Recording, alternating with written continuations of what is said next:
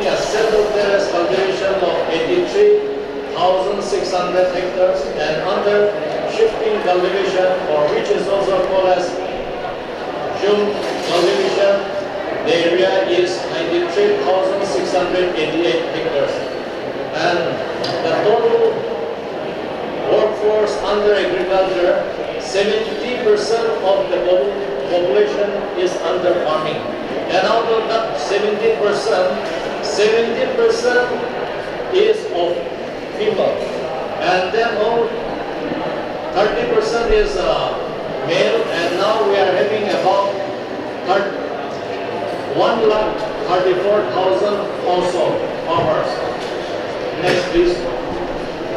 And this is the GDP growth rate of agriculture crops, 29.62%. And deficient in the agriculture sector are, including this animal meat, 34% is deficient, and then deficient in egg is 87%, and deficient in fish is 70%. Next, please. And this is the roadmap for agriculture self-sufficiency. See, we prepared a roadmap of up to 2025, which we call it as a food for all. So by 2025, there will be food for all. And then by 2022, the government of Nagaland is trying to double the income of the farmers. And then according to Nagaland Mission document 2030, there will be surplus in agricultural use also. Next, please. Next. Then this is the crop status. Of course, according to the Vision 2030, there will be a surplus of our rice by 93,320 metric ton. But at the moment, the scenario of rice is there is a deficit of 87,070 metric ton. But however, in global food grain surplus, we are having a surplus of 88,060 metric ton. The crops are included here. Next, please. And now, since most of the crop grown in Nagaland are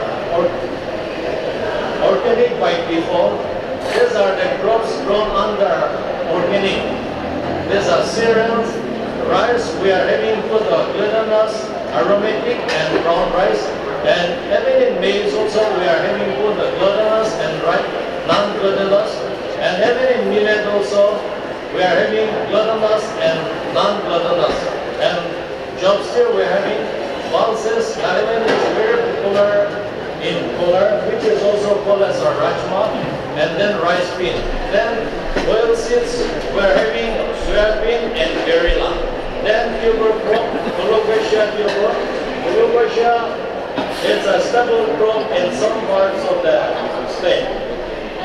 And then spices, we are having chili, ginger, turmeric, and large cardamom. Even in chili also, we are having different types. Means there is a diversity even in chili also.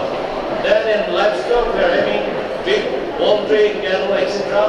And then fruits, we are growing pineapple, wild apple, citrus, gooseberry, guava, peach, passion fruit, kiwi, sweet cucumber. In addition to the fruits mentioned here, there are several local fruits grown in Nagaland also. Then we are growing several types of vegetable, and floriculture has become very popular in Nagaland in recent days. And now with the coming up of the honey mission, honey production is also increasing. And of course, our colleague from Bioresource will be speaking on aromatic and medicinal plants also. Next, please. Then certification of the organic. Now we are engaging One Cert Asia for certification of our organic produce. Then this is the nutrient status of Nagaland. Nagaland being acidic soil in nature, our organic carbon is very high, starting from 0.75%, even extending up to 3%. Then available micronutrients like the iron, zinc, copper, etc. are sufficient concentration. This is as per the report done by the NBSS, National Bureau of Soil Science and Land Use Planning, Nagpur. Next please. And these are the infrastructure we are having under agriculture collection center, and then a local marketing shed and industrial growth center. Of course, it is in the initial stage. It is based in Dimapur under Nagaland State Agriculture Marketing Board. And now, these are the intervention that we require in agriculture sector. Agriculture transport subsidy. We all know, we have been hearing since morning that the connectivity, transport connectivity is very poor in Nagaland. We need a support for transportation of the produce from interior places to the main markets. And now, certification cost. Initially, we were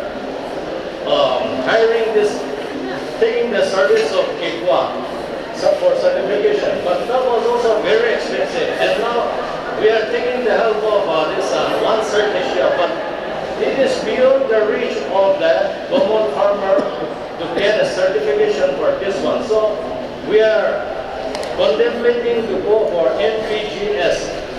And now for agriculture marketing, we are having a problem for agriculture marketing also, and even in food processing also. We don't have food processing industry as such in Nagaland at the moment. So here we need the support of NEC or any central assistance. And for financial inclusion like credit facilities like this, there's financial institutions are never coming forward in the interior places there. So we need the support of financial institution to reach to the interior places.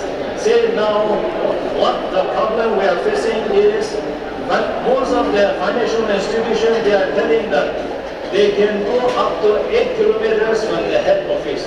So we know we are having 74 blocks in Nagaland, and we are having only 32 banks in 74 blocks.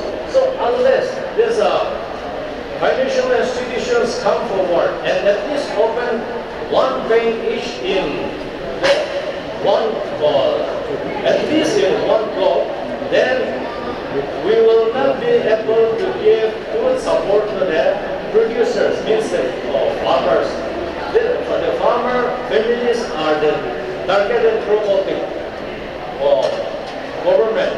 But unless financial institutions come forward, it will be very difficult for the farmers to go for commercial production sale.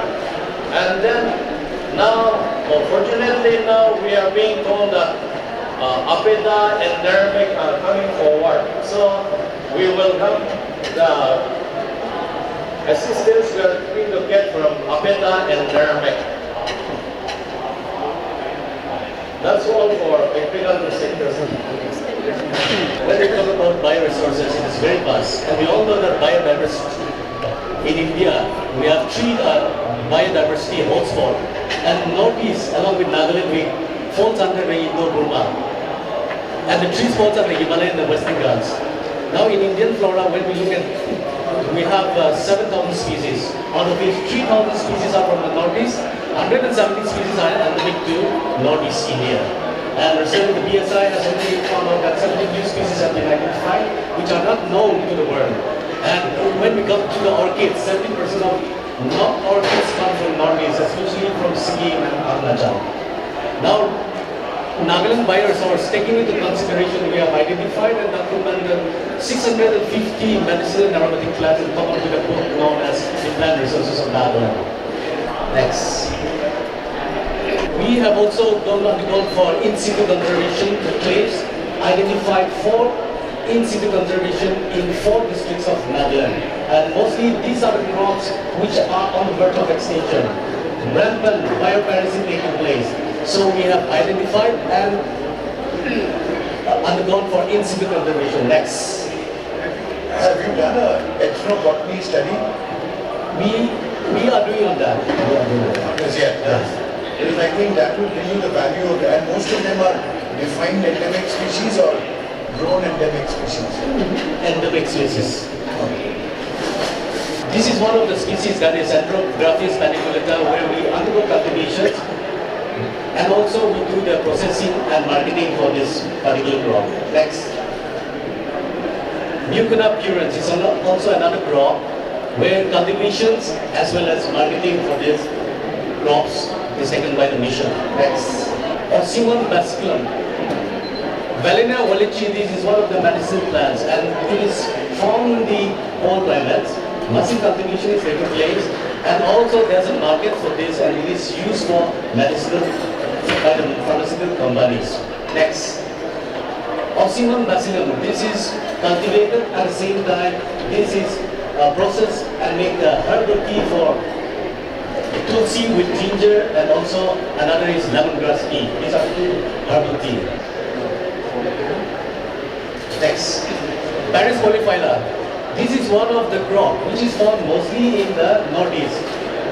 And this crop, it was not included in the Indian prioritized list of the Ayush. Recently there was a meeting held in on 22nd July in Simla where this crop was considered. All the northeastern states were told to have a meeting regarding medicinal plants. But none of the northeast conducted an action. I attended on behalf of Nagaland and on behalf of Northeast I have put a word on this because rampant collections and biopiracy taking place on this particular crop where it enrolls to inroads with Manipur and it goes beyond Myanmar. So taking in consideration that this crop species has to be preserved with all the collective efforts of the Northeast. Next. Aquilaria agarata, this is agar and this is also the mission has initiated. We have undergone the cultivation of this particular crop, isolation, culturing of the fungus, identified and also inoculation of agar fungus into the tree and the result you can see in 60 days how it is being impacted. Next slide please. Apart from the rest, since we talk about bioresources, it's very vast, we also undergo aquatic resources, that is silviculture, that is snail farming, where the farmers, they undergo for fish snail farming, which is also an additional income to the rural farmers. So in a gist, I am just giving a short presentation. Thank you. Actually, your presentation, just like oil and gas, this requires a whole day. Because this is the basics of life, botany and community. So, this is actually one of the programs that we run. So I think it is very interesting.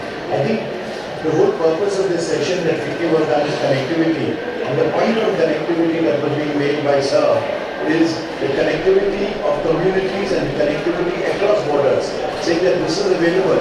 And a lot of it is actually called plant piracy. And that plant piracy is happening because there is no endemic registration ID code. So this is a very big thing in this whole connectivity circuit. And I think botany is the basis. Botany and water, because without these two, there is no food, And if there is no food and there is no water, I think the essence of life is gone. But I think this is very good. I think this needs to be taken up. And one of the resolutions we must have is around this. Because, I'm saying in terms of energy, there is enough laws to guide us, good or bad, So thank you very much for that, Doctor. We need to discuss now. Okay, so can we, sir? My name is Lieutenant Murthy. I run an oil and gas company. Now this PPT would actually address a lot of issues on everybody what we had. It's all fine saying future and bio and everything, but we can't move without our cars and scooters and oil and petrol in there. So let's find a combination between this whole thing. So this address what the lady from Bharati has said regarding local resource being used locally.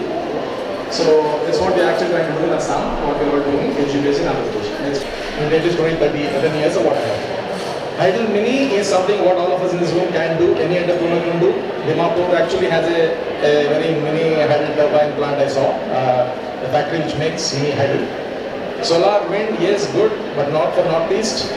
Certainly not much wind here. Solar, half the time we are cloudy. In Andhra Pradesh, yes, we are very happy. 2000 megawatt we have already installed. Next is oil. Oil are put purposefully in black because it's not the fuel, but it's an evil we all live with and use oil today. The next best thing is gas. That's why I have seen, like Mr. Bhattakur has actually rightly said, gas is the transient future fuel till we actually go into bioethanol and electric cars. We have to live with this, and Northeast has a lot of gas, and that's being exploited as of now. So everybody, not just in this room, but the whole of the Northeast has to put his idea behind ONGC and Oil India to produce more gas and use it here. That's what we're just trying to show in this small presentation. Next. Yeah, the next thing is going to be bioethanol actually. That's where Mr. Ron Prakash's bamboo will come up, and the Numaligarh refinery is actually doing a bioethanol refinery as of now. The future is bioethanol, even after gas. And next, electric cars. I think we can catch on to the bandwagon of Mr. Nitin Gadkari, sir. Bring more electric cars here and we'll see. Now you can see I put natural gas there, and India produces just 87 million cubic meters and we import 67 million. So you just see 67 million in almost 80% of what we produce we actually import. But where is the maximum lying? It's in the Northeast.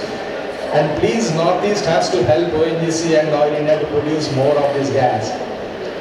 Why I am saying with this authority is, I come from Andhra Pradesh, from a district called East West Godavari, where ONGC has come up 30 years back. Today every house has one boy or girl from Dubai or Abu Dhabi, or just because ONGC has been there 30 years back, they all just caught on and went on to bigger jobs. So Northeast has to catch this responsibility, take this opportunity. Please produce more oil and gas, support ONGC, train on that, and try and send oil and boys and girls from here elsewhere. Next. So this is a small experiment we did in the KG Basin. This is how some of the abandoned oil fields have taken over in ONGC, in KG Basin. Next. And we have done some workovers like this ourselves. This is a very small field. What I am saying is a localized kind of a field. Next. So you can see the gas right there. So and actually a sick well, they've actually produced gas and they're producing gas there locally. Next. And you can see. Yeah. Then we put up next. They put up a gas processing station. It's not only here, it's a small private company which runs this. The whole of Northeast can do this. A lot of entrepreneurs can do this. Next. The general owners are very happy. The person is happening in ONGC, so he can evaluate himself. Next. Yeah, next. So what we do now is a very small company like ours. You see all those blue fields there have been taken over overseas from ONGC. We produce our gas, put it into the pipeline, we give to a local customer there. Next. So Mantriji was very happy, he gave us more fields actually recently. Next. So you can see here, Assam, with a population of 3 crores, uses just 9.8 million cubic meters of gas, despite you producing a lot of gas in the Northeast. Tripura, you can see 3.6 crores population just use 31 million cubic meters. That's it in whole year. See Gujarat, 6 crores population, they use 2378 million cubic meters of gas. That's why Gujarat is doing extremely well. So when you say they produce, let's say Assam produces or Nagaland produces today, you get VAT on it, you get industry on it. So produce more gas, please. Royalty also. Royalty is there. GST is 18%. So you produce a crore rupees of gas, you get 18 lakh rupees for your state. So please produce more natural resource, which is not harming the environment anyway. Next. See the number of CNG stations. CNG is the most eco-friendly fuel today. Forget petrol, forget diesel. CNG is nothing but gas which is compressed. Tripura has some stations. Assam has no stations. See Delhi has 253 stations and Gujarat has 250, Delhi has 294. Where there is no gas produced, they have a lot of stations. Why not Silchar, why not Kohima, why not Dimapur, why not Hyderabad? So it's just that you are not using your own resource here locally. I just want to ignite some minds here. Yeah, next. Well, then all the refineries that are there, the northeast is blessed. You have 4 refineries. Next. And the pipelines are fine, but you can see that gap there in Silchar, in Assam, in Agartala, in Mizoram, there's just no pipeline. No gas pipelines. Without pipelines, gas doesn't flow. Next. We just have 2 isolated pipelines, one in Assam gas line in the North Assam districts and one in Tripura. That's it. Otherwise, there's gas all over, but there's no pipelines to bring gas to your room, to your house. Next. So what do? You may say, so I'm a typical Fauci fellow, I've done it in Andhra Pradesh, I came here to Assam, we just trying to do a small thing like this, and we are doing it already. Northeast brings a lot of LPG from Bongaigaon or Dipoy and all. And recent floods have stopped all these trucks. The poor lady in Kohima doesn't have LPG. So why go and get LPG order from Dipoy or Numaligarh when you have gas in Borohalla or Silchar, which is more closer to you? Borohalla is just 20 kilometers from Dimapur. It's got gas. And we are getting LPG from Dipoy and they reflect the truck stops. So this, what you need to do in the northeast is all this diesel, petrol, LPG, you need to just replace by gas. It can be just done like that. It can be done very easily. It's environment friendly, a little half environment friendly as LPG or petrol or diesel. So please move to gas as early as possible. CNG, gas in your houses, things like that. Next. Next. So what we did is, you see the field called Silchar there? That's Silchar town. It's a field called Banaskandi. My company has come, it's an isolated field where ONGC is drilled, produced, logged and doing nothing because there was just no decision. So then we came and we took over that field. We are actually now laying pipelines to a customer close by who would otherwise using furnace oil. We are actually replacing his furnace oil with gas. They are trying to put some small CNG stations in Silchar and maybe trying to give pipe natural gas. So it is just one entrepreneur, one isolated field, one Silchar town, and that's what I'm trying to do. I'm not saying I'm not making money, I'll make money on it. Without money, there's no entrepreneur, obviously. But then it's local resource, local households, and local economy which will make taxes on that, and it's being used locally. Jada kuch transportation nahi hai, even floods come, it doesn't matter because pipeline is there anyway. So this, we would be launching in Silchar by March actually, next March. We would be actually giving this gas, isolated gas to an industry, which is actually a steel mill, which employs almost 100 people and makes these rebars. He was otherwise not getting good power from Assam, and today he will get this gas and he's going to produce his own power. And it's going to be much cheaper, good for him. And that's going to actually give Assam government about 1 crore or 2 crores of revenue in terms of taxes because this gas has just got opened up. So it's a northeast entrepreneurs also to do that, not me who's come from Andhra Pradesh. You can see Borohalla there, it is just next to Nagaland. It's on the edge of Nagaland actually. It's Assam. So we've just been allotted 10,000 cubic meters of gas there. So we're actually piping into a tea estate who was otherwise using coal or felling trees till today or bamboo. So we're going to give him gas in the next 3 months. We're actually putting a 2 megawatt station there and we're going to give it to the grid at the corner. So the whole of Borohalla area will actually have power 24/7. So then, so what the government of India actually did is, you see DSF there, discovered small fields. What they have done is, whatever ONGC is discovered like this and kept aside, they've actually called for tenders, given it to a lot of entrepreneurs now, Direct, Dirok, and so many other fields are there, Kerem and all. So a lot of entrepreneurs, let's go, take it, produce gas, use it here in the northeast. So, and Tripura has his ONGC is there and Saab is giving a better presentation. Next. So that's Borohalla, you can see there, and the tea garden is right next door. So we're going to take this gas, pipe it to him, and also put up a power plant there. This any northeast entrepreneur would have done, not me. Next. Now, Silchar has gas, Agartala has gas. But in between, there's just everybody using petrol, diesel. So what we're now trying to do is put actually CNG stations on this highway between Silchar and Agartala. Every 50 kilometers, put a small water booster CNG station. So that whoever is using petrol otherwise will actually convert his car into gas. And he starts in Silchar, takes CNG, goes to Tripura already has some CNG stations, Tripura natural gas is there. So we're trying to do a CNG corridor there, which will actually give a lot of people a lot of jobs, and it's eco-friendly fuel, and it will replace a lot of MS and diesel. It's gas. Yeah, next. So that's a typical CNG station I set up in my own hometown. That's what we're trying to do here between Silchar and Agartala. And next. CNG moves like this. This is a simple example. It's happening in Jaipur. I mean, leave alone everywhere else. Somebody takes biogas and puts it into compressors like this, puts it into cascades like this. He takes it to a locality, leaves it there. In place of LPG, he's using this gas. This is what we can actually do here. A lot of gas wells out here. This is what we're trying to do in Silchar now.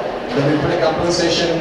Some local fellow can actually buy a tractor like that, put a cascade on it, take gas, take it to a hotel, and instead of LPG, use this gas.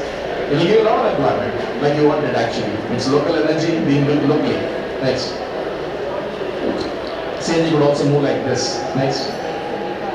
The next best thing is actually LNG.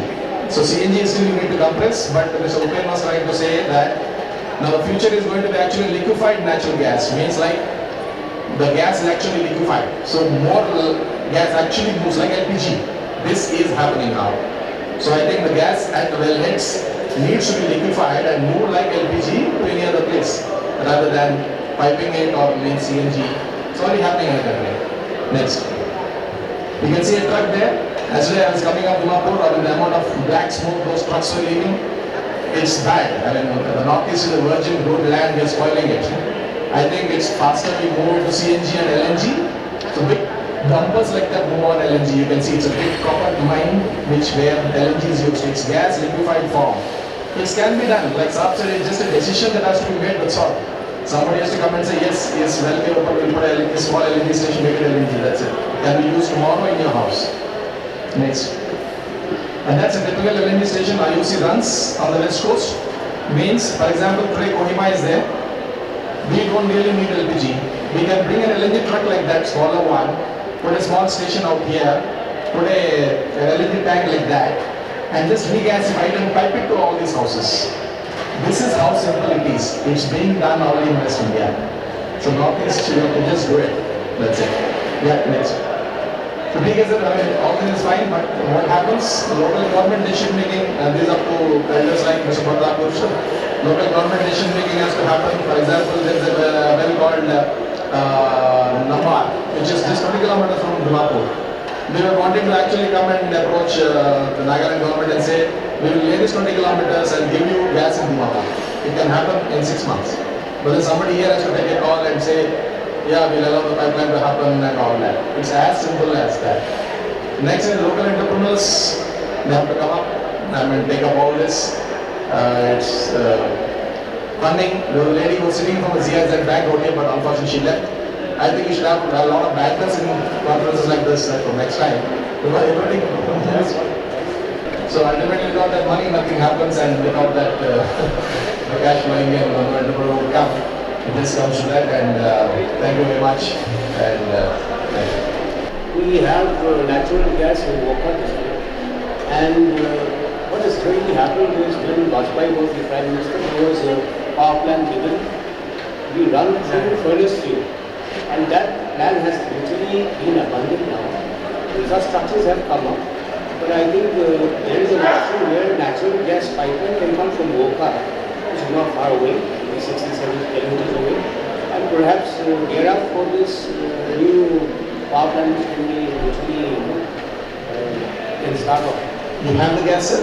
I think it's okay.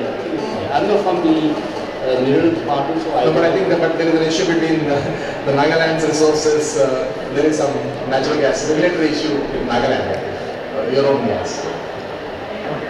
I'm going to speak something about the overview on beekeeping and honey development in Nagaland. If you look at the bee resource, say Nagaland is endowed with different honey bee species. You can see in the picture. The first one that we have is the rock bee Apis dorsata that thrives in the dense forest and deep steep escarpment. Then we have this Apis florea, which is also known as the little bee, and we have Apis cerana and stingless bee, which is a very common sight to every Nagaland. Now, if you look at the potential of Nagaland, so Nagaland is also known as the 18 mega biodiversity hotspot. So, out of that 70%, 70% of the vegetation, the vegetative cover, it cradles with plants that flowers throughout the year. So which means that we can rear bees and it's a hotspot for rearing bees in the state. So, if you look at the potential and the tradition that the knowledge that we have and the bee resource that we have, the Nagaland can rear 22 lakhs bee colonies with that potential, producing at least 10,000 metric tons of honey and 10 metric tons of beeswax. Yeah. Now, if you look at the present scenario of this honey marketing, actually, in the year 2007, realizing this potential, the government of Nagaland has launched a mission called Nagaland Beekeeping and Honey Mission.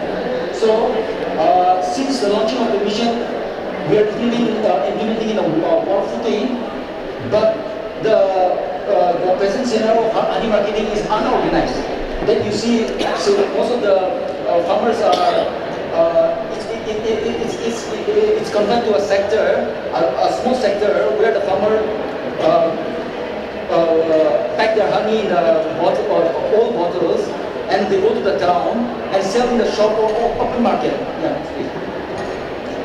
This is the development done by the Nagaland Beekeeping and Honey Mission. We are converting the traditional into scientific. Now, since there is no farmers or no entrepreneurs to take the challenges in honey trade, the Nagaland Beekeeping and Honey Mission has taken the plan B that is to do the honey trade. So now we are starting with the 10 metric tons and we collect from the selected villages and we process back and sell in the local market. So lastly, if there are some quarries, we have a stall there out there, you can come and taste the honey and you can give the feedback on our mission. Thank you very much. Yes, it is certified organic. The 10 metric tons that I'm talking about is we have certified from the SGS. Yeah. One more. Yes.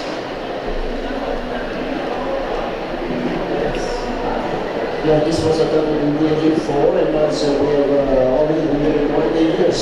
Now we take up as research and research, we take up plantation and we embrace, we go for training of the person who knows about this. Next. This is the center of the bamboo. We have this growing facility service. Next. This is the structure of our agency. Next. There are some of our changes. We have the treatment plant, we have charcoal kilns, and all this activity. This is the right side is the university. Next. These are some of our conditions in the other parts of the state. Next. These are some of our constructions which are designed by the designers of our agency. Next. Yeah, these are some of the furnitures made during the training, and also those people who are trained, they make better ones in building the skills. Thank you. Next. This is charcoal. These are charcoal kilns. We have three types of kilns, but we are using mostly the Indian kilns. And the right side, top right side is the fire product. Next. These are some of the products that we have in our emporium. Next. That is on the left side is called Venetian blind. That is used for screen. Next. These are some of the products that is published and we are exploring in Honeyland for the final processing. Next. These are maps which is being provided to other companies from India. Next. These are computers. Next. These are trainees that we have trained so far. We have trained more than 1,000 people. Next, this is World Public celebrations last year. Next, these are some of the functions that we do. Thank you. So it's the viable replacement for the wood. Now what we are talking about, basically I will not go into much of the detail because already we know much about the bamboo and its resources. We are already, NRL is working on ethanol and all. What I want to talk about here is mainly that as a Northeast, we need to come out from bamboo as a product for handicraft, furniture. We get to use into industrial products out of bamboo. Now we are far behind. If we compare with China, we are far behind as far as utilization of bamboo is concerned. We are talking about, we try to emphasize on handicrafts, we try to emphasize on artifacts, we try to take bamboo as a furniture making. But there are much vaster appliances and where we can do. I just come to a point where the government of India has already established a bamboo technology park. Now sir, there are certain constraints about when we are talking about the bamboo. There's the regulatory constraints because it is still under the forest. So we cannot have a lot of access to the proper bamboo. We are talking about the bamboo which are getting cultivated by the farmers, but the major stake of the bamboo is still in the forest, and which we have a regulatory problem of transporting out the bamboo from the forest. Now there is a poor market linkages and the irregular supply because of that only, because of that regulatory problem that we cannot take out the bamboo out of the forest. We have a irregular supply to the bamboo industries. That is how what we are talking about, the paper industry for Nagaon, or you are talking about Kachar paper mill. This is one of the reasons that it is not infrastructure, it is the irregularity matter. Because of that, the bamboo supply has got irregular. So that's how there is got affected. Now coming to that, when we are talking about bamboo as an industry, as a replacement for the wood, the Bamboo Technology Park has developed two particular products. That is, one is called stand woven wood, another is called bamboo plastic composites. Now these plants are very well available in Northeast now. It has been established by it's a government enterprise in PPP mode, where the machineries are available for making the bamboo wood.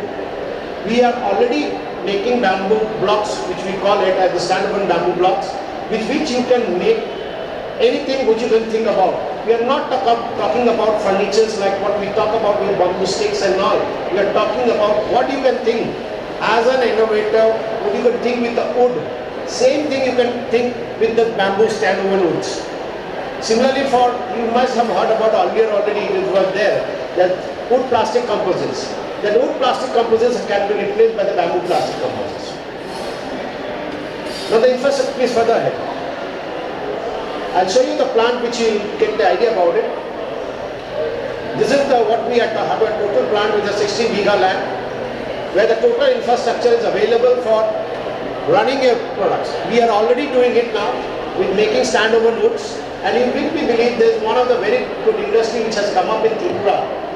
It's run by Mutta Industries, an entrepreneur from Bombay. All the way they have settled down their factory in Tripura, and they are making bamboo with stand-alone woods, and with that they are making floorings and furniture board. So this is very much easily available and it can be done. Even since I was talking, I wanted to have interaction with the Bamboo Mission of Nagaland. We are talking about charcoal. Yes, it's a very important thing. Activated carbon, we are really not utilizing it, which has got a vast scope in the cosmetic industry, in the pharma industry.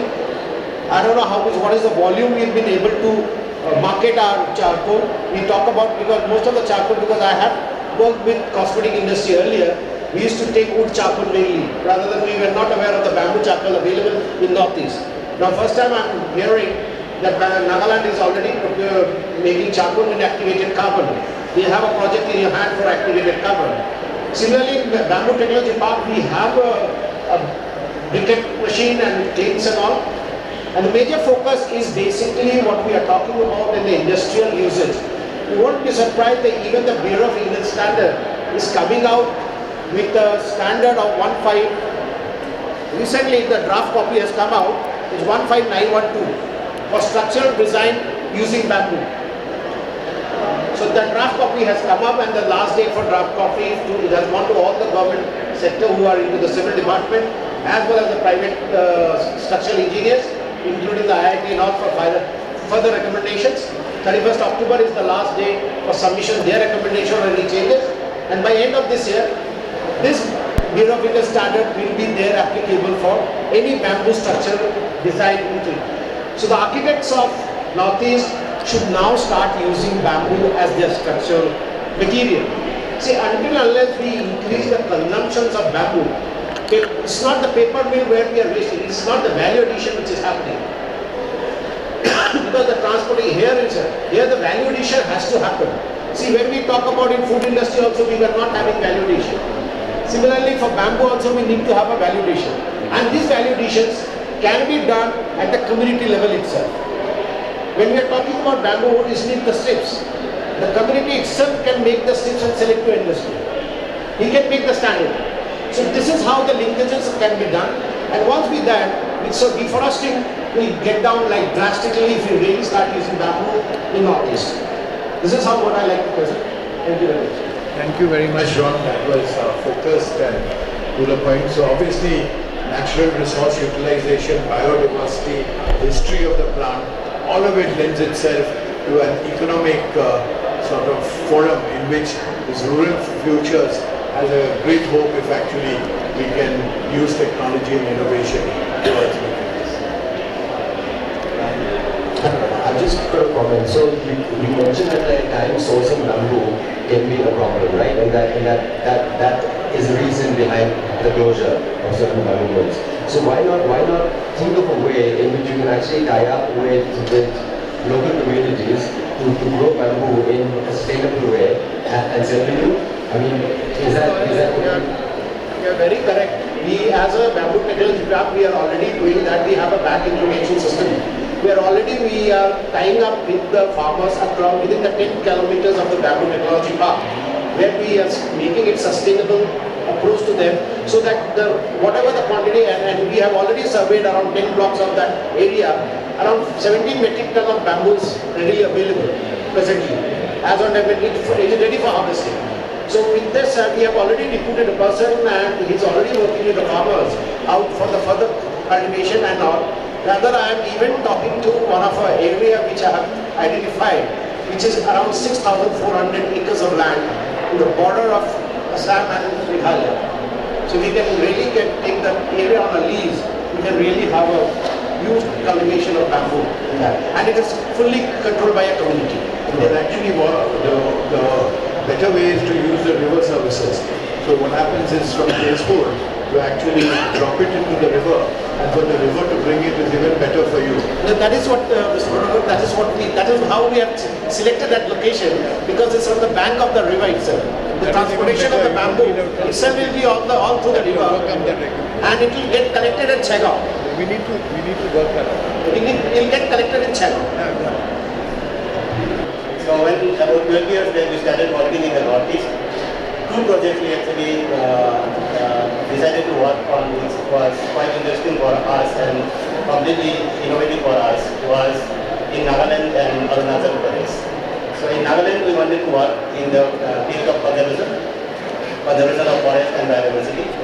And what unique feature we figured out in these both states of Arunachal and Nagaland was that Nagaland has got around 78% of the area under forest, and Arunachal has got around 82% of the forest, geographical area under forest. But interesting fact is that in both the states, most of the forest, about 85% of the forest, is actually owned by the communities, unlike in any other mainstream states and etc. But at the same time, the flora and fauna of the forest areas was diminishing, particularly the wildlife, because the communities, particularly I think more in Nagaland, they are very fond of hunting and eating up. So in Nagaland we say that anything which can move can be eaten up. So we wanted to start with lots of community awareness building and etc. So we decided to work in eastern part of Nagaland because it was one biodiversity wise rich than other parts of the state.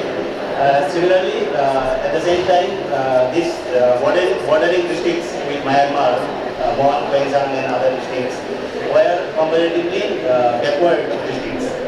So we started working with the communities there. We declared certain patches of land in each villages as community conserved area, CCA.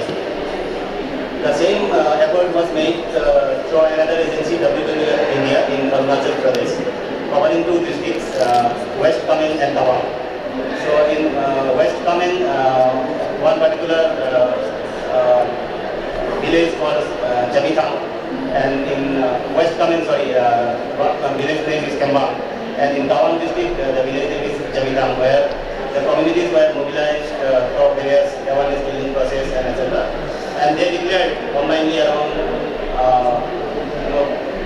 around 200 square kilometer as community conserved area.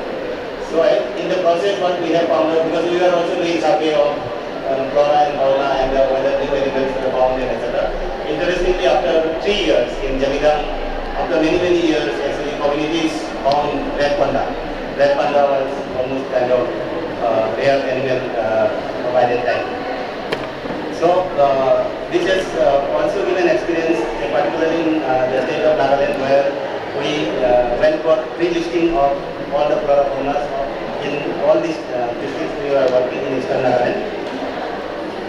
The second project which has connection with biodiversity which we have executed here is what we call diversion-based irrigation. So it is again not very high-tech technology. In most of the hilly areas in northeast, also in other parts of East India, water bodies are available at higher level. It can be a stream, it can be a river, it can be a perennial river or non-perennial river or stream. But we can divert the water and bring to lower elevation where the agricultural lands are usually located. So we have executed around 100 such projects. This we have done in broadly two ways. One is bring the water by PVC pipes from the resource. The distance it covers is roughly around 700 to 800 meters, and typically it can irrigate 20 to 40 acres of land depending on the land size and land available in the villages. And these lands are normally monocrop. It is only covered during the Kharif season. So irrigation has ensured to go for second and third crops for the farmers. Particularly in the second and third crop, they go for cash crops. Unlike in the Kharif season, they go for cereal crops earlier, either mostly paddy here. So that has given lots of economical benefit. The second type of diversion-based irrigation we have executed is in the foothills of Bhutan, where there has been traditional water coming by canal, by gravity, and villagers used to take by sub-canals to various villages. In fact, in Buxar district, this is popularly even used even today as drinking water. So in Buxar and Nalbari we have executed. So what has happened is this traditional system which is called Dom in Buxar and Jan in lower part of the district and also in Nalbari. So Jan is Assam is world and Dom is more world. So this system has almost died because of non-maintenance, because of one is non-maintenance, the second one is most of the canals were blocked because of various factors, including floods and etc. So we mobilized the communities, and communities were paid little less than NREGA rate, because we said that you have to contribute because it is your project. So if NREGA rate was 120 rupees, we were paying 80 rupees to the communities, and 40 rupees was their level communities. So we have cleaned up many domes. So it has resulted in providing irrigation facilities to many villages in Buxar and Nalbari districts. So here again we have actually used the local technology.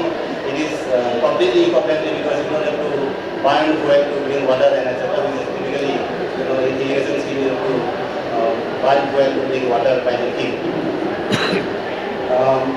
The third project which we are executing both in the states of Arunachal and Nagaland is Mithun conservation. So what we observed is that Mithun is very pricey animal, particularly among some communities in both the states, and these are very closely associated with their lifestyle and livelihood. In many of Arunachali tribes, in fact, the potential groom has to give Mithuns to actually get a bride. So that tradition still continues. So many of the villages, you have to give. Yeah, the groom has to give. Not to give a bride. Not to give for a wife. To get a wife, yes, you have to give the Mithun. Yeah. That's right. Yeah. So that is the dowry system, reverse dowry system.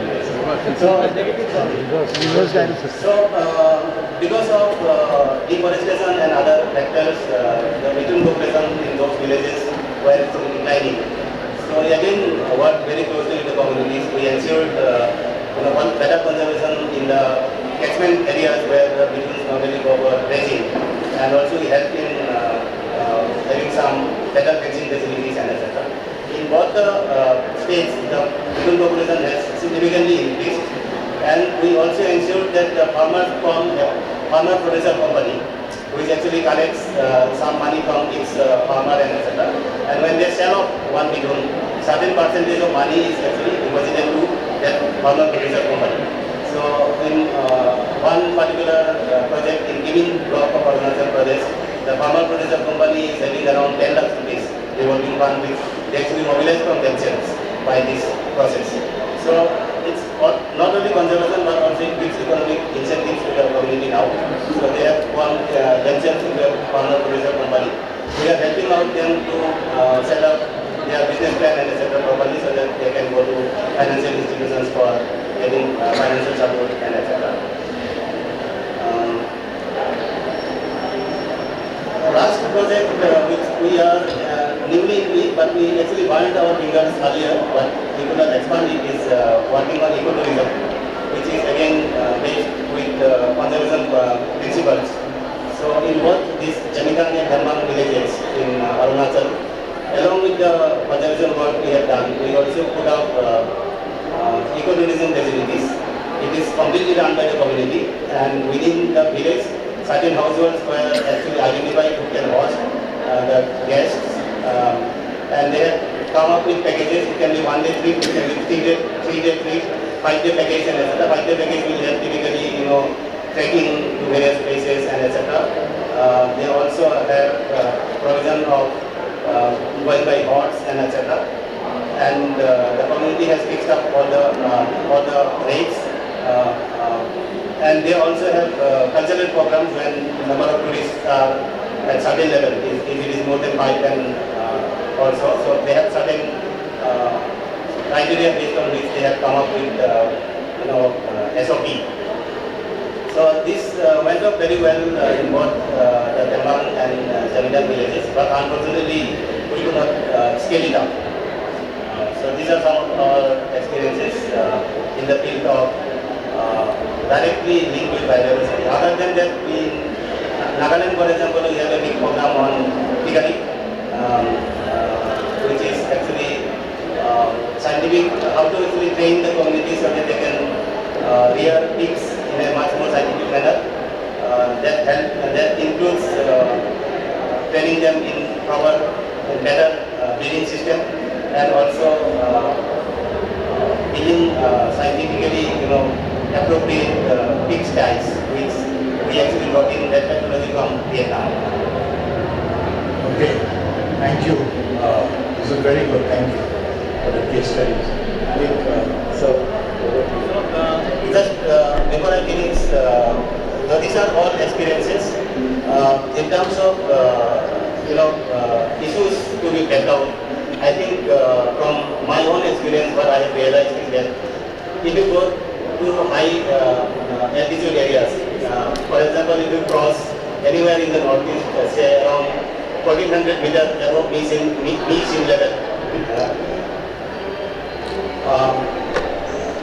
what is happening is that in those areas earlier there used to be many water bodies, small water bodies.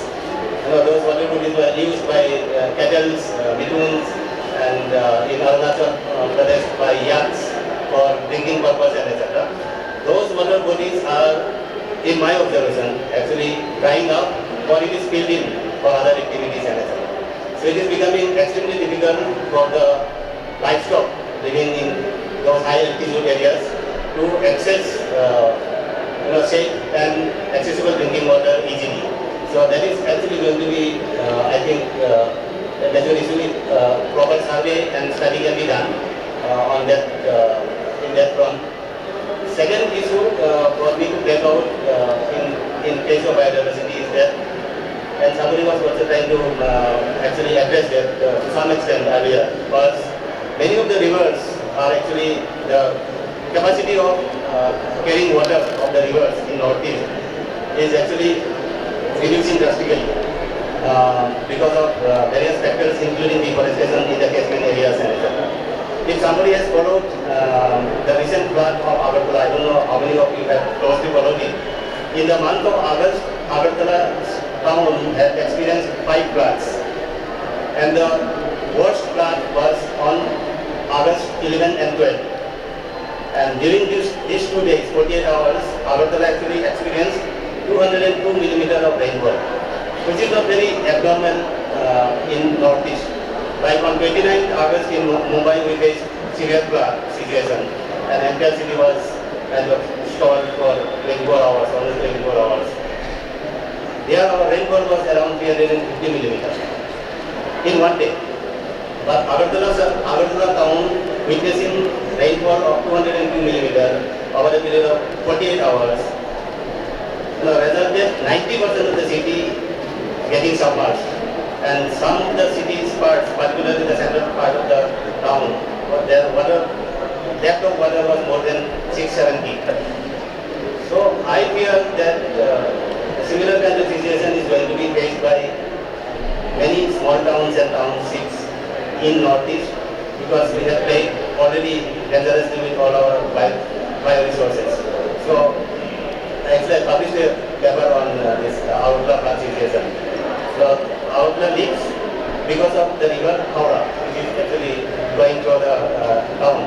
So now the carrying capacity of Howrah is not even half what it used to be, say, 15 years back. And lots of natural resources which were using as the absorbent of the water. For example, ponds, lakes, and etc. Have been already built in because of building construction and etc. So, because of all these various factors, we are going to have a massive natural calamities, so biodiversity has to be addressed. Next 50 years, there will be a big contribution to fossil fuel. So, any fossil fuel, if we can use to produce electricity or run a motor vehicle or other industry, it can pollute environment. But nowadays, after Paris conference, all of us signed the agreement to reduce the carbon emission.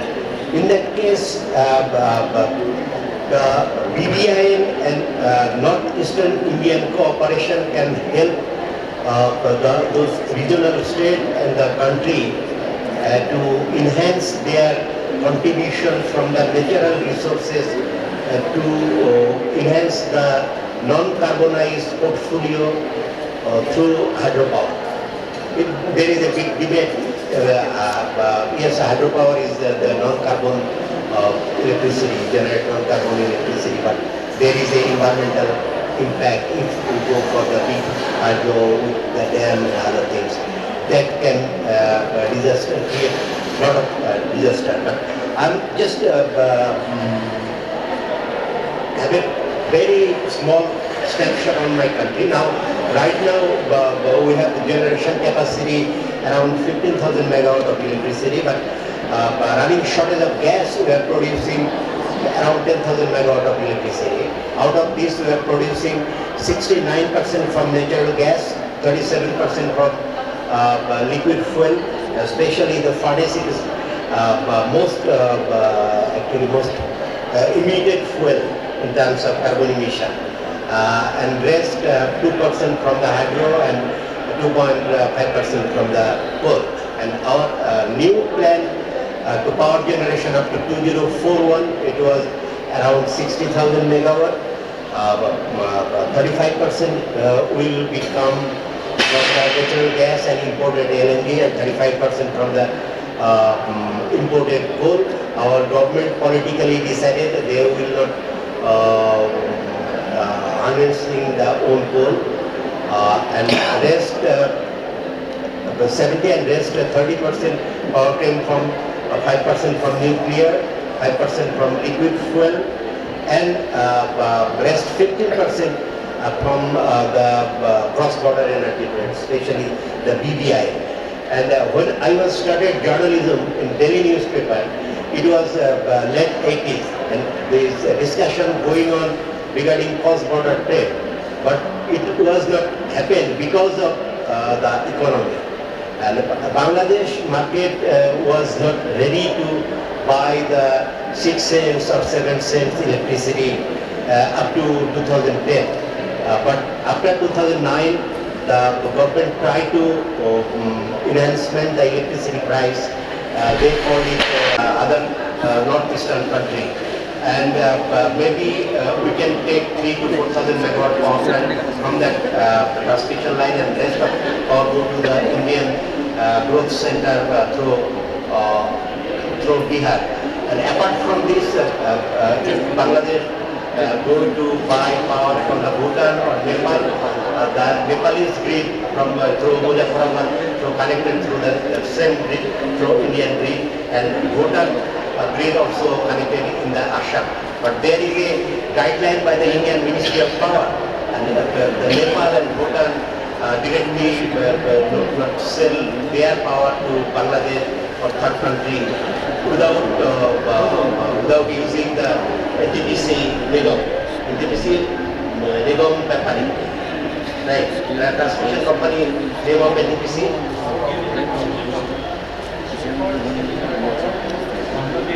They use the transmission wing. Right? And hopefully, I personally believe that the discussion going on, if we really establish the cross-border power trade with the virtual grid, and then it can help to build a greater connectivity to northeastern states also. And personally, if you think a man-to-man cooperation or man-to-man connectivity or state-to-state connectivity, when village-to-village connectivity, if it is not an economic needs, it will not happen ever, ever. Thank you very much. So that was a really good snapshot of actually connectivity in a very real sense with energy. And I think your perspective on Bangladesh and therefore the opportunity, I think are really great. Now may I request Professor Mishra to just present one sheet of paper. Is there anybody else have left out or any questions?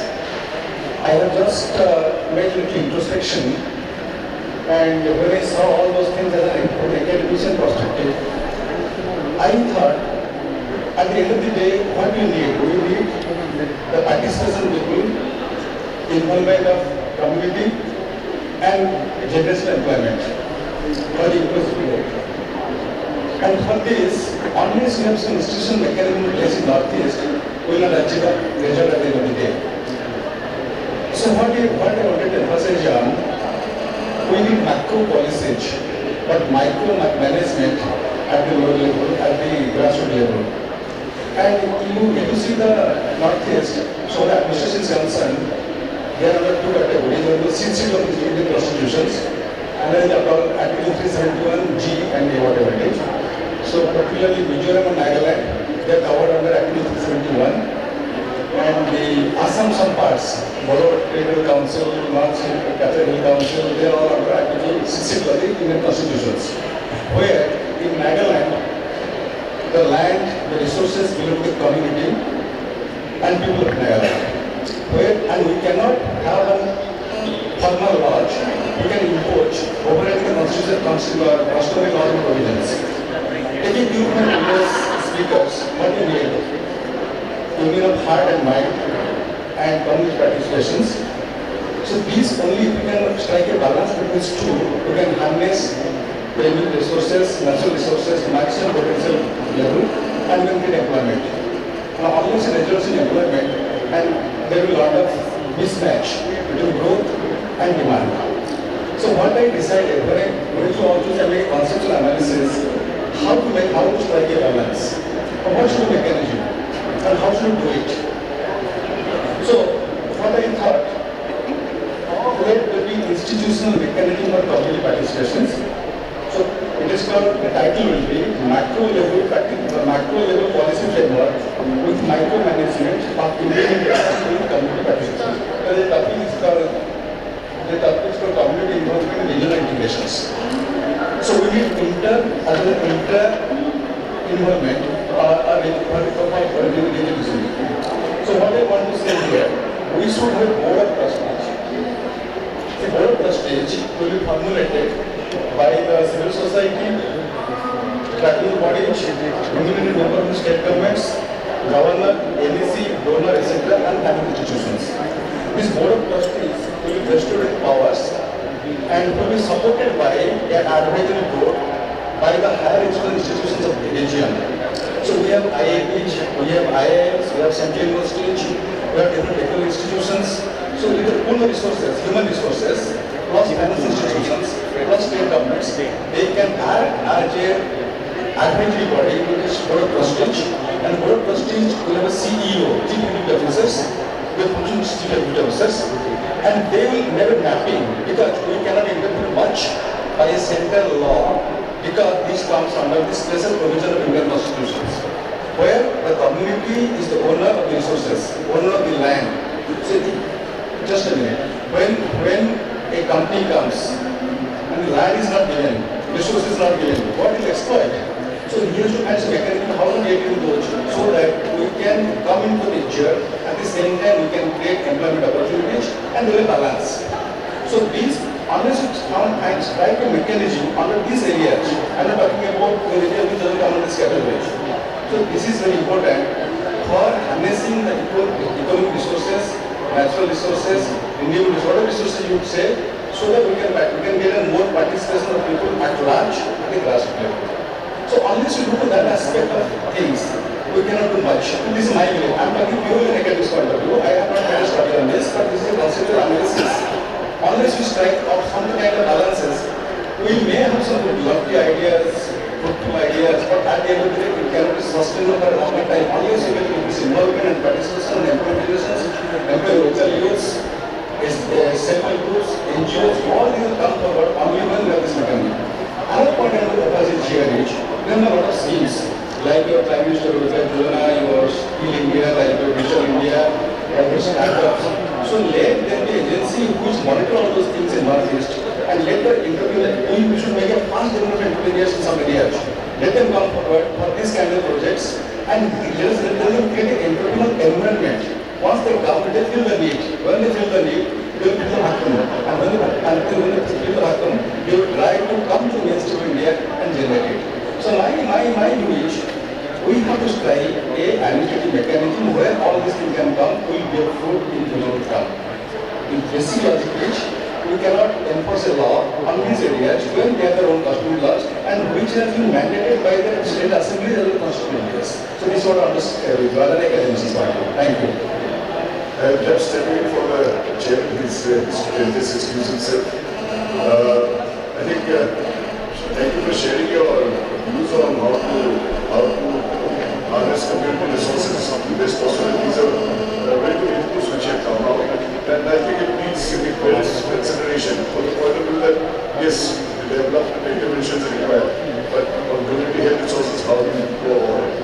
I think these are very useful inputs. And someone else wanted to speak. Could you please identify yourself?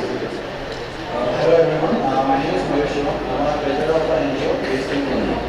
So the things I want to say today is about energy, the crisis that northeastern states are facing all these years. Sir, today, in the very beginning of this entire event, when we were sitting there, all the panelists, all the investors, we heard few things that they want to bring empowerment, employment and development to northeastern states. Why? Because that northeastern people don't have to go outside their states. They can work here. They don't have to go outside for in search of job. But sir, when we talk about employment and empowerment, the first thing comes to our mind is infrastructure development. So sir, when we talk about infrastructure development, maybe the investors can bring infrastructure, empowerment, employment. But how come the infrastructure will run? It will run on energy. But all over these years, Northeast is facing its highest energy crisis. So we know about this organization, NHPC, and we know about the project, Subansiri, Lower Subansiri project by NHPC. So as per they have said, it will be the biggest energy project ever in India, which is 2000 megawatts. But sir, we all know that because of some student unions and all, they have been facing this problem to start this project. Sir, I'd like to say one thing. As per you know that NHPC's other projects in Himachal Pradesh, Parvati projects and all, the general manager, Mr. A.K. Singh, he came yesterday to Assam because of this reason only, because they haven't been, they couldn't be able to work for it. They're struggling for it. Mostly it's the government actually. When we are saying, actually, sir, the thing is, this students union or other organizations, they can't stop. If the government want to do, nobody can stop. But sir, as per I know, both of the governments, because it comes in Assam as well as in Arunachal, both of the government have some diplomatic issues, and because of that, they're not willing to start the project. But sir, are they doing justice to entire northeastern states? No sir, I think they are not. So sir, when we talk about employment and empowerment, this is the very basic thing that northeastern states need right now. They need to run this project as ASAP for the development, for the economic growth of Northeast. So I'd like to view my personal experiences. Last year I went twice to Himachal Pradesh and I went to see their project, the Parvati project. Sir, you get convinced when you go to that project. Sir, thank you very much because I couldn't agree with you more. Yes. I couldn't agree with you more that the government has gone slow on this project. Yes. I know the entire project from the beginning to the stage that is in today. Yes, if the government had a will, it could have gone through it and they should go through it. The controversy has become so extensive today, it's got multiple forums that got involved, therefore it's becoming more and more complicated. But the government, if it still has the will, it has to do it. This energy resource is required. I think most of the analysts who spoke on hydroelectric energy has said that it's perhaps a better resource than your fossil fuels. So I could agree with you more on this. I think the chairman has not returned as yet. Anyone else have any other questions to address here? Not in here. So, any comments? Like one comment on the hydel energy. So hydel energy cannot be a solution for a long term. But I absolutely believe that is definitely beginning of the hour, and that is what will kind of take us through the next 10, 20 years to get to a point that we can then invest in other efforts like solar or whatever else. So I think that the hydel energy as of now is extremely important. But what is also important alongside of doing these projects is a proper assessment of the ecosystem and of the things that you will lose, So an assessment has been made, and people have figured out what kind of biodiversity will be lost if such projects are made. What I think people can do to arrive at a balance, because we will say we need energy. If we need energy through this hydel power plant, this particular amount of XYZ biodiversity will be lost. In this biodiversity, there will be maybe 3 species of birds which you have never even seen before. There will be 10 species of trees which are absolutely endemic. So why not do a proper thorough survey of the whole place and maybe actually create a library or a museum so these are not gone forever. Actually, I'd like to answer a question. As you said, biodiversity. The very good example that Parvati project has given us is the Great Himalayan Wildlife Sanctuary. When you go there and when you see their all their investments in this biodiversity thing for the environment preservation, when you go to that particular place, you see every day because they are making their second project also. It's near somewhere called Barsani or some place. So you see when they are making that dam, whatever the trees have lost, they are again they are putting it back in other places. So somehow they are maintaining their environment. So if they can do it, such a small state like Himachal, so why can't we Northeasterners come to it? For sure, and I think that is pretty much the only way in which a hydropower plant of that scale is acceptable. Sorry, things I'm saying, sir, while today, at the very start of the event, including you and the rest of the panelists and investors, we're saying about the empowerment, employment, and infrastructure development they'll bring on Northeast. Sir, the thing about when we talk about infrastructure development, first thing comes to our mind is how come that infrastructure will run on energy. But right now, our entire northeastern states are facing a huge crisis for energy. And especially on the NHPC project, it has changed.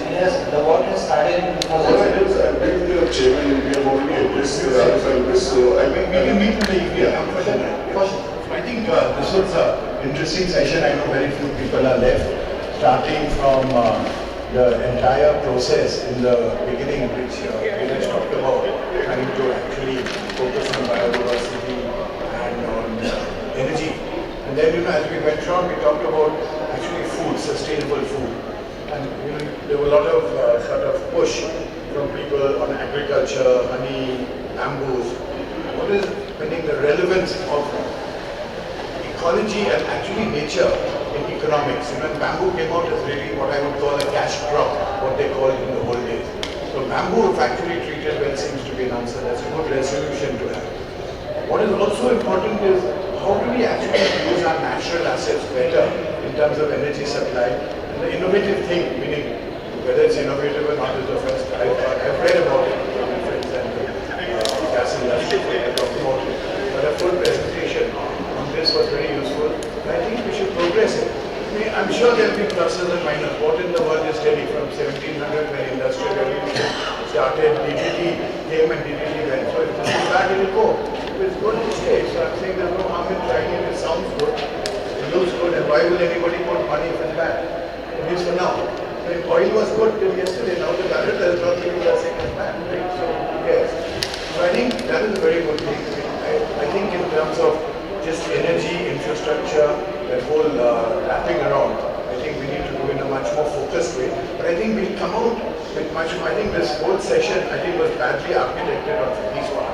Because biodiversity and energy are linked, and yet they're very complicated discussions. Because biodiversity leading to food security, leading to water security is more logical than talking about energy. Even though energy is the most important thing wrapping around agriculture today, because of irrigation and pumps. But anyway, thank you all for this. Look forward to seeing all of you all at dinner today at the Heritage. Sir. Sir, especially in other northeastern states, we depend on the June cultivation, which has been considered as a primitive way of farming by the government of India. If India, in the mainland, we are looking about green revolution. We spend so much money on fertilizers, pesticides, growing underground water. In Northeast, in June, if we can support our farmers in intervention of soil and water conservation, certainly it is going to be a sustainable organic farming. So if this house can also raise this issue that June is sustainable, provided government of India supports some of soil and water conservation measures. Because when we go to Delhi, they always take us as a answer that only in June field we can conserve and grow biodiversity. If there is no June cultivation, or agro biodiversity would have been lost. No, I think, thank you for raising that issue. I'm a great supporter of June, so you're talking to the right person. I may not be the kind of guy, because I'm there for developmental economics, but sustainable. And to me, June is sustainable. The challenge with June is like this. Did you know the population of Nagaland in 1800? So there's a rough idea that there were less than 5,000 people in the whole of Nagaland without the tribe. So they used to move around. And Jhuming is about moving around. Tribes moved around. And most Jhuming you'll see is amongst hill tribes, primarily for fertility. because you moved around, you cultivated for 5-10 years and then you moved. In those days the population was less and biodiversity was a lot. Because when you do June cultivation, some amount of forest grows, it's not all of the forest grows. So the reality is that this whole cycle, if we can prove that the 1.9 million people in Nagaland, of which meaning 60% or 50% are in villages, of which 60% women are doing cultivation, then if you can prove that the land is available and sustainable, it is easily convincible. Who is Delhi to say anything? It's a revolution. So that is one part. The second part is, you see, the Juming is probably the best in the world, and this is true of Colombia, Papua New Guinea, Africa, when people left something fallow to regenerate. And that is true of even a tea estate. You see, when we pick out the crop, we leave it to regenerate for 3 years by putting nitrogenous other things, and then we come back in 3 years. So we are doing Juming already. So it's not as if people are not. Actual problem is different. The actual problem is Delhi, Nagaland government, whoever comes to power, all of us, look at Maharashtra industrial development as the model, or Delhi industrial development as the model of success. So unless that model of success change, for example, what is there to say that Nagaland is the happiest state? Nagaland has got 80% forest. Nagaland has got meaning so much surplus water, or whatever measure you want. Nagaland does Juming and actually gives purity to their children. If those become the yardsticks of development, then it will be different. But it's a tough call because your money, your finance, World Bank, the whole world is moving in the other direction. And you're moving in a direction where I think you're talking sense and where I think should be done. So one of the recommendations we could put up in this format is that why not examine Juming and actually map it with the population migration of the 5-year cycle of Juming, or 3-year, or 6-year. Because Juming also, rice is different from maize. Maize is different from what they call dal, meaning pulses.